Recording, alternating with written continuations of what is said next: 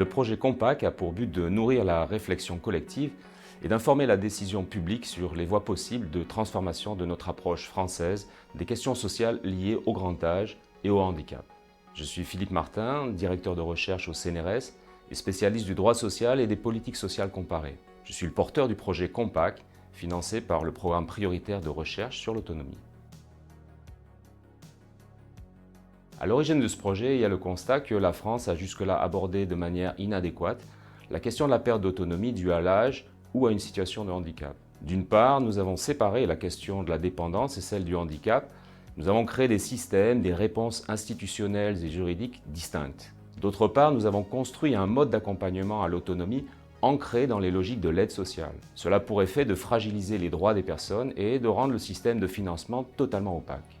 Dans le contexte actuel de l'émergence en France d'une branche autonomie de la sécurité sociale, il est important de nous demander dans quelle mesure l'émergence de cette nouvelle branche, qui entend réunir grand âge et situation de handicap, permettra de transformer favorablement les politiques publiques en direction des personnes âgées et des personnes handicapées.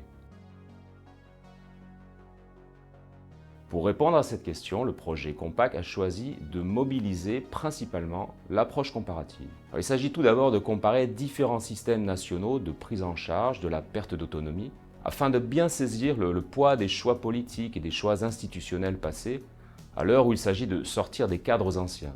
Nous comparons également différentes formes et différentes modalités d'organisation locale et territoriale de ces politiques publiques pour comprendre les raisons des disparités régionales. Enfin, nous analysons des parcours de vie et des parcours de soins de personnes âgées et de personnes handicapées afin d'appréhender alors dans des expériences concrètes les normes, les pratiques de soutien de l'autonomie.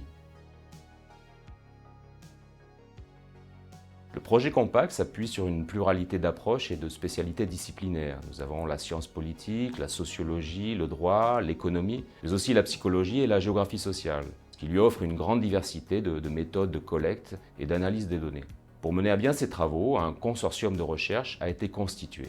Il réunit 5 laboratoires français et s'appuie sur un réseau international de chercheuses et de chercheurs de différents pays européens, mais aussi du Canada, du Japon et de Chine. À ce réseau académique s'ajoute la collaboration de partenaires non académiques qui nous permettent d'accéder à certaines données, certains terrains, à certaines expériences aussi.